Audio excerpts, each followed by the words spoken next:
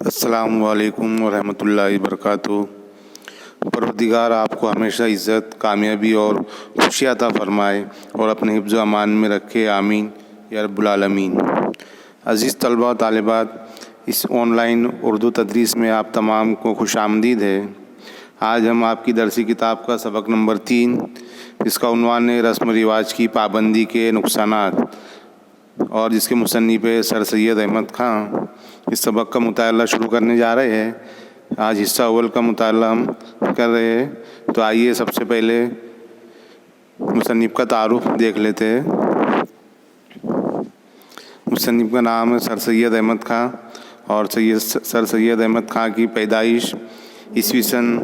1817 اور آپ کی وفات عیسوی سن 1898 دہلی میں ہوئی۔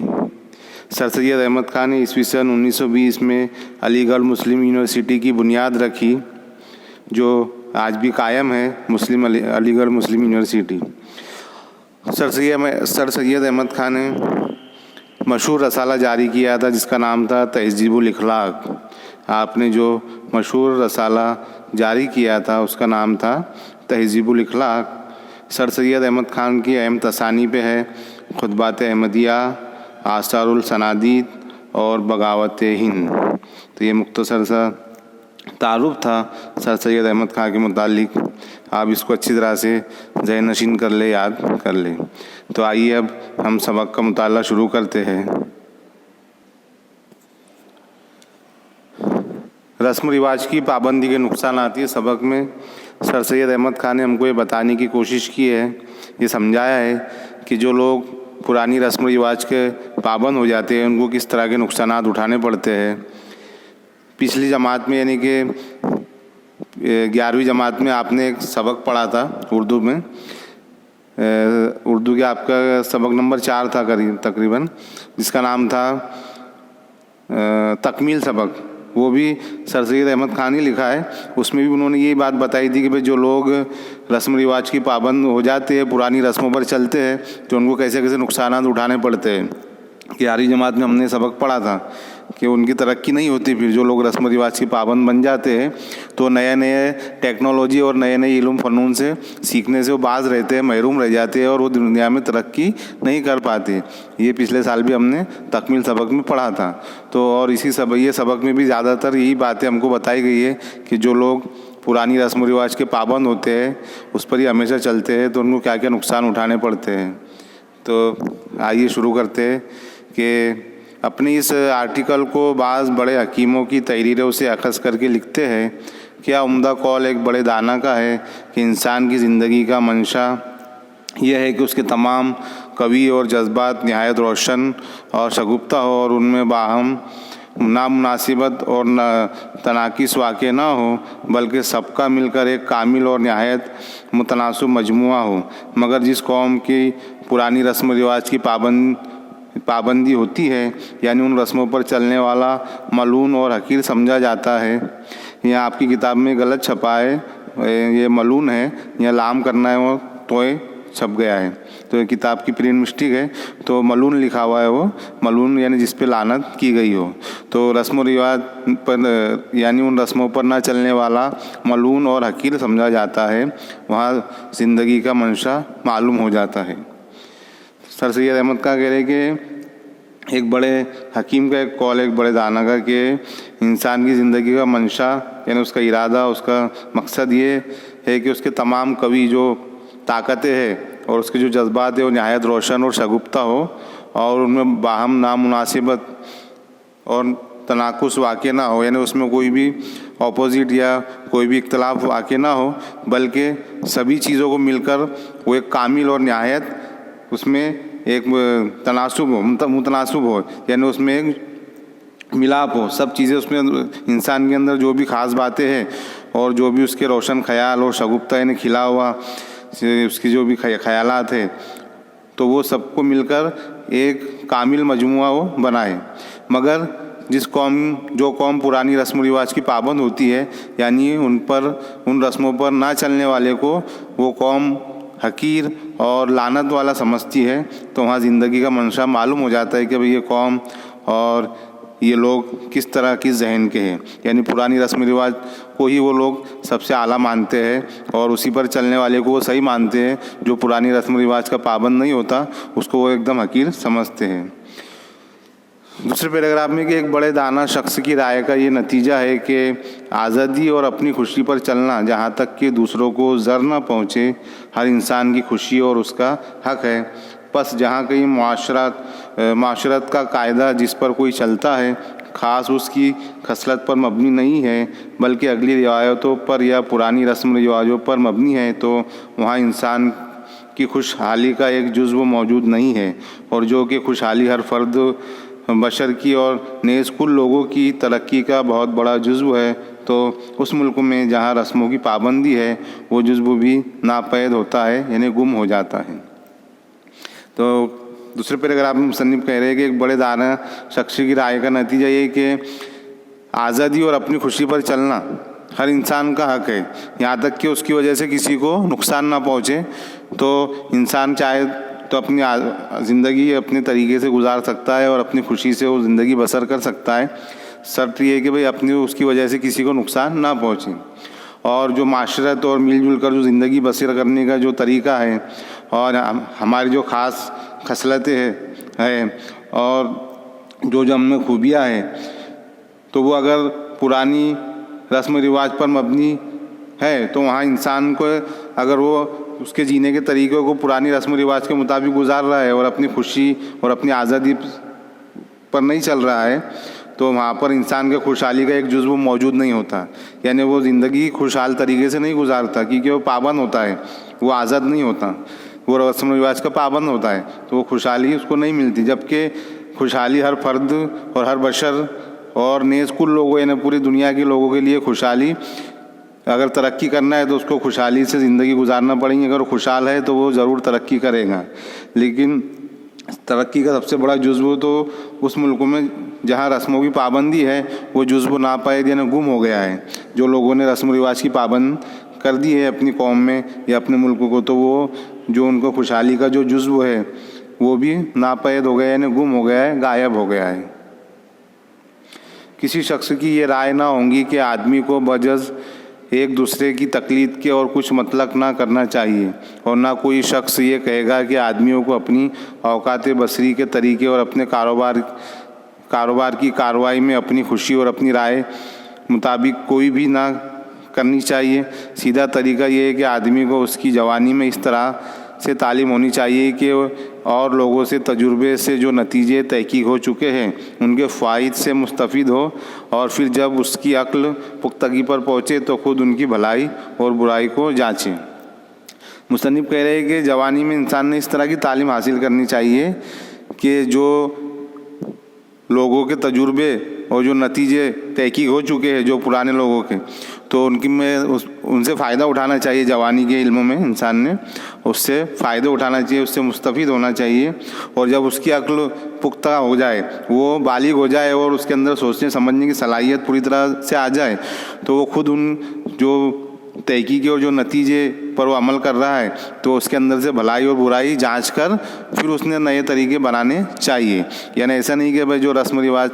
پابندی جو پرانی رسم ہے اسی پر رکیل پیٹتے آنا چاہیے یا وہ اسی پر چلتے رہنا چاہیے، نہیں، اس سے فائدہ اٹھانا چاہیے۔ لیکن جب اللہ ہم کو پختہ عقل دے دے اور ہم بالغ ہو جائے اور سوچنے سمجھنے کی صلاحیت ہمارے میں اچھی طرح آ جائے تو ہمیں یہ سوچنا چاہیے کہ بھائی جو پچھلے لوگوں نے تحقیقیں کی ہے، جو ان کے تجربے تھے، تو اس کے اندر اور ہم کیا بھلائی کر سکتے ہیں اور کیا اس میں نیا پن لا سکتے ہیں، یا اس میں سے کوئی برائی چیز ہے تو اس کو کیا ہم ہٹا سکتے ہیں، یہ سب جانچنا چاہیے۔ جوانی میں ہمیں ایسی تعلیم حاصل کرنی چاہیے۔ بے سوچے اور بے سمجھے رسومات کی پابندی کرنے سے گو وہ رسمیں اچھی ہی کیوں نہ ہو، آدمی کی ان صفتوں کی ترقی اور شگفتگی نہیں ہوتی جو خدائے تعالیٰ نے ہر آدمی کو جدا جدا عنایت کی ہے۔ ان قوتوں کا برتاؤ جو کسی چیز کی بھلائی برائی دریافت کرنے اور کسی بات پر رائے دینے اور دو باتوں میں امتیاز کرنے اور عقل و فہم کو تیز کر رکھنے بلکہ اخلاقی باتوں کی بھلائی اور برائی تجویز کرنے میں مشتمل ہوتی ہے، صرف ایسی ہی صورت میں ممکن ہے جب کہ ہم کو ہر بات کی پسند یا ناپسند کرنے کا اختیار حاصل ہو۔ جو شخص کوئی رسم کی پابندی سے جو شخص کوئی بات رسم کی پابندی سے اختیار کرتا ہے وہ شخص اس بات کو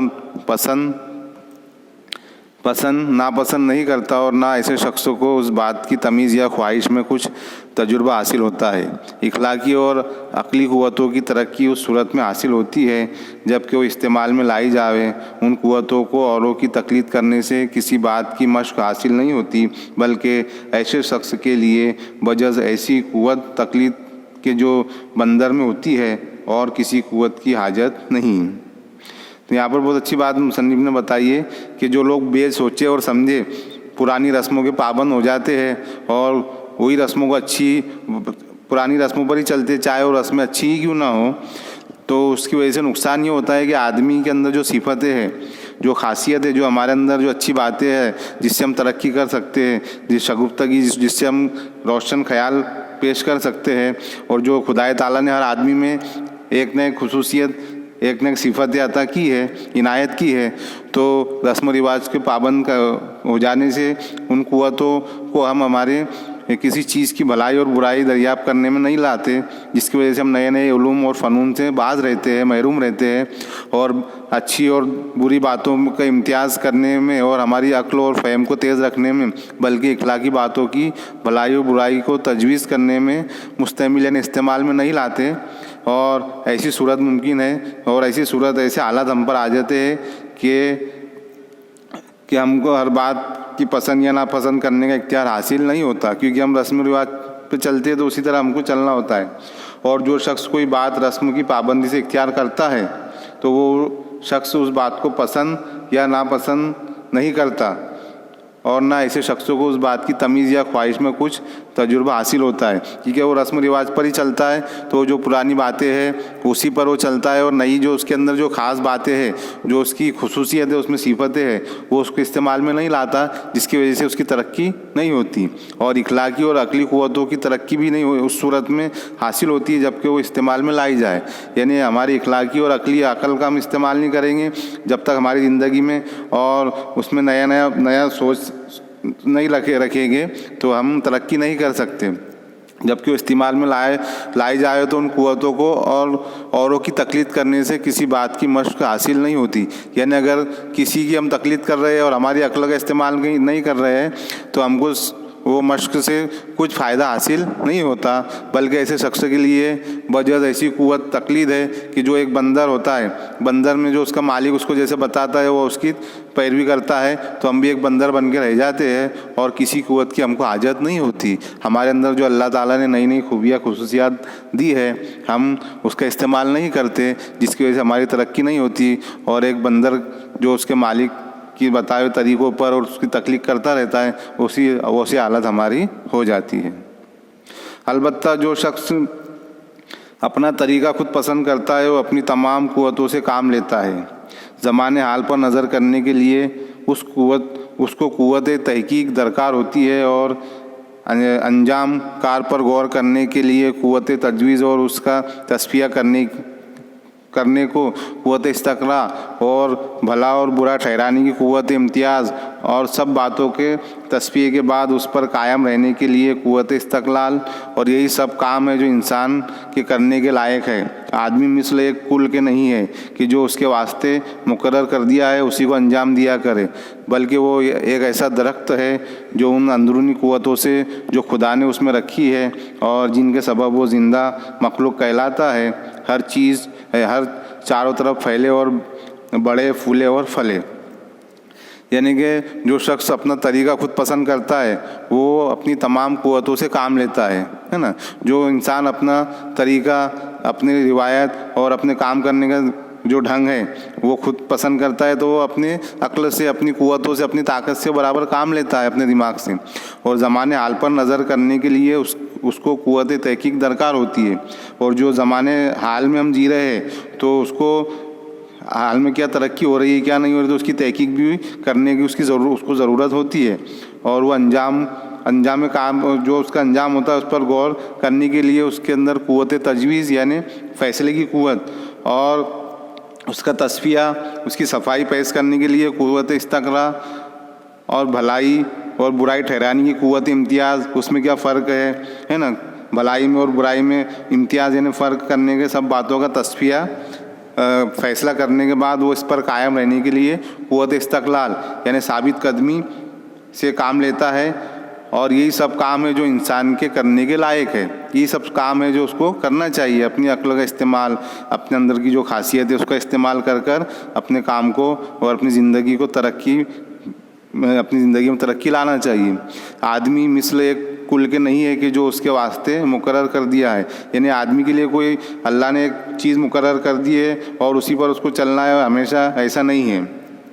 بلکہ وہ ایک ایسا درخت ہے، انسان ایک ایسا درخت ہے کہ جو اندرونی قوتوں سے جو خدا نے اس کے میں رکھی ہے اور جن کے سبب وہ زندہ مخلوق کہلاتا ہے، ہر چاروں طرف پھیلے اور بڑھے اور پھولے پھلے. یعنی ہمارے اندر جو اللہ تعالیٰ نے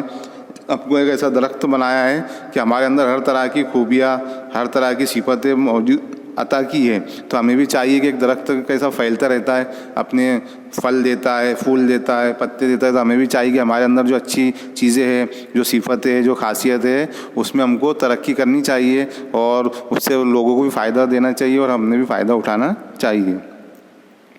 جو امر کے پسندیدہ اور تسلیم کے قابل ہے وہ یہ ہے کہ لوگ اپنے فہم اور اپنی عقل سے کام لے اور رسم و رواج کی پابندی بھی ایک معقول طور پر رکھے. یعنی جو عمدہ مفید ہے ان کو اختیار کرے، جو قابل اصلاح ہو ان میں ترمیم کرے اور جو بری اور خراب ہو ان کی پابندی چھوڑ دے. نہ یہ کہ اندھوں کی طرح ایک کل کی مانند ہمیشہ اسی سے لپٹے رہے. یہاں بھی بہت اچھی بات بتائی ہے کہ جو کام ہم کو پسند، ہمارا پسندیدہ جو کام ہے اور جو ہم تسلیم کے قابل ہے، یعنی جس کو ہم پسند کرتے ہیں، وہ یہ ہے کہ لوگ اپنے فہم اور اپنی عقل سے کام لیں. یعنی اللہ نے ہم کو عقل سلیم عطا کی ہے، ہمیں عقل ادراک دی ہے، تو ہمیں چاہیے کہ ہمیں عقل سے کام لیں اور جو رسم و رواج کے پابندی بھی ایک معقول طور پر کرے. جو رسم و رواج ہے اس کی پابندی بھی ایک معقول طور پر کرے، یعنی کہ جو رسم و رواج میں عمدہ ہے، مفید ہے، جس سے ہم کو فائدہ ہے، ان کو اختیار کر لے. جو قابل اصلاح ہے، یعنی جس میں ہم کچھ سدھار کرنا چاہتے ہیں تو ان میں سدھار کرے. جو رسم و رواج میں سدھار کرنے جیسا ہے اس میں سدھار کرے، ترمیم کرے، یعنی اس میں چینج کرے تھوڑا. اور جو بری اور خراب ہو ان کی پابندی چھوڑ دے، ہے نا. جو بری اور خراب رسم و رواج اس سے ہم کو نقصان ہوتا ہے تو وہ رسم و رواج کو ہم کو چھوڑ دینا چاہیے. جس میں کچھ سدھار کرنے کا اس میں سدھار کر لینا چاہیے، نہ کہ اندھوں کی طرح ایک کل، یعنی سب کو وہی رسم و رواج کو سب سمجھ کر ایک اندھے کی طرح اس کی تقلید اور اس کو ہمیشہ اسی پہ لپٹے نہیں رہنا چاہیے. یہ بات خیال کی جاتی ہے کہ رسومات کی پابندی نہ کرنے سے آدمی خراب کاموں اور بری باتوں میں مبتلا ہو جاتا ہے، مگر یہ بات صحیح نہیں ہے. اس لیے کہ انسان کی ذات میں جیسے کہ خراب کام کرنے کی قوتیں اور جذبے ہیں، ویسے ہی ان کے روکنے کی بھی قوتیں اور جذبے ہیں. مثلاً ایمان یا نیکی جو ہر انسان کے دل میں ہے، بس خراب کام ہونے کا یہ باعث نہیں ہے کہ اس نے رسومات کی پابندی نہیں کی، بلکہ یہ باعث ہے کہ اس نے ایک قسم کی قوتوں اور جذبوں کو شگفتہ اور شاداب اور قوی کیا ہے اور دوسری قسم کی قوتوں اور جذبوں کو پسماردہ اور ضعیف. اگر رسومات کی پابندی نہ رکھنے کے ساتھ انسان کا ایمان ضعیف نہ ہو یا وہ دلی نیکی جو ہر انسان کے دل میں ہے پسماردہ نہ ہو تو بجز عمدہ اور پسندیدہ باتوں کے اور کسی بات کا ارتکاب نہ ہو. مصنف کہہ رہے ہیں کہ یہ بات خیال کی جاتی ہے کہ جو لوگ رسومات کی پابند نہیں کرتے وہ آدمی خراب کاموں میں اور بری باتوں میں مبتلا ہو جاتا ہے، ایسا لوگ کہتے ہیں. مگر یہ بات صحیح نہیں ہے، اس لیے کہ انسان کی ذات میں جیسے کہ خراب کام کرنے کی قوتیں اور جذبے ہیں، ویسے ہی ان کو روکنے کی قوتیں بھی ہے. یعنی انسان گناہ کرتا ہے تو اس کو ثواب کرنے کی جذبے بھی ہے، اس کے گناہوں کو روکنے کے جذبے بھی اللہ نے ہم کو عطا کی ہے. مثلاً ایمان یا نیکی جو ہر انسان کے دل میں ہے، بس خراب کام ہونے کا یہ باعث نہیں ہے کہ اس نے رسومات کی پابندی نہیں کی ہے. یعنی اگر کوئی گناہ کر رہا ہے تو اس کا مطلب یہ نہیں کہ وہ رسموں کی پابندی اس نے پہلے نہیں کی، اس کے لیے وہ گناہ کر رہا ہے. اس نے اس نے ایک قسم کی قوت، تو جب کہ وہ گناہ کرتا ہے تو وہ ایک ہی قسم کی قوتوں کا استعمال کرتا ہے اور وہی جذبوں کو شگفتہ اور شاداب اور طاقت دیتا ہے گناہ کے. لیکن ثواب کے جو ثواب کرنے کے کام ہے اس کو ثواب کی اور جو نیکی کرنے کی جو قوت ہے اس میں ہے وہ اس کو نہیں ابھارتا ہے، جس وجہ سے وہ گناہوں میں ملوث ہو جاتا ہے. اور دوسری قسم کی جو قوتیں ہیں جذبوں کو پسماندہ اور ضعیف یعنی کہ مرجھا ہوا اور ایک دم ضعیف کر دیتا ہے. جو نیکی کے کام کرنے کے اس کو وہ روک دیتا ہے اور جو برائی کے کام ہے اس میں لگ جاتا ہے. اگر رسومات کی پابندی رکھنے کے ساتھ انسان کا ایمان ضعیف نہ ہو یا وہ دلی نیکی جو ہر انسان کے دل میں ہے وہ پسمردہ یعنی مرجھا نہیں جائے تو بس عمدہ اور پسندیدہ باتوں اور کسی بات کا ارتکاب نہ ہو. یعنی انسان کو چاہیے کہ اللہ نے اس کو دونوں چیزیں دی ہے کہ بھائی یہ نیکی ہے، یہ ثواب، یہ کرنے سے ثواب ملتا ہے اور یہ کریں گے تو گناہ ہے. اللہ تعالیٰ نے ہم کو ہر چیزیں بتا دی ہے اور انسان کے دل میں ہر چیز ہے کہ بھائی میں یہ نیک کام کروں گا تو مجھے نیکی ملیں گی اور یہ غلط کام کروں گا تو مجھے اس سے نقصان ہوگا اور اس کا مجھے گناہ بھی ملے گا. دونوں چیزیں. تو جو انسان گناہ کرتے ہیں تو وہ اپنی ایک ہی چیزوں کو پر زیادہ زور دیتے ہیں، یعنی گناہ کرنے کی طاقت پہ زیادہ زور دیتے ہیں تو ان سے گناہ ہوتے ہیں. اور جو لوگ نیکی ان کے دل میں ہے اور ثواب کے باعث کوئی کام کرتے ہیں اور اس کو زیادہ زور دیتے ہیں، اس میں اپنی طاقت کا، اپنے عقل کا استعمال کرتے ہیں اور نیکی کرتے ہیں تو وہ نیک صفت ہوتے ہیں. یعنی ایسا ضروری نہیں ہے کہ بھائی جو رسم و رواج کی پابند نہیں ہوتے وہ ہمیشہ گناہ میں ملوث ہوتے ہیں. یہ قول بہت ہی غلط ہے. تو عزیز طلبہ و طالبات، حصہ اول یہ مکمل ہوتا ہے. آئندہ ویڈیو میں حصہ دوم کے ساتھ ہم پھر حاضر ہوں گے. السلام علیکم.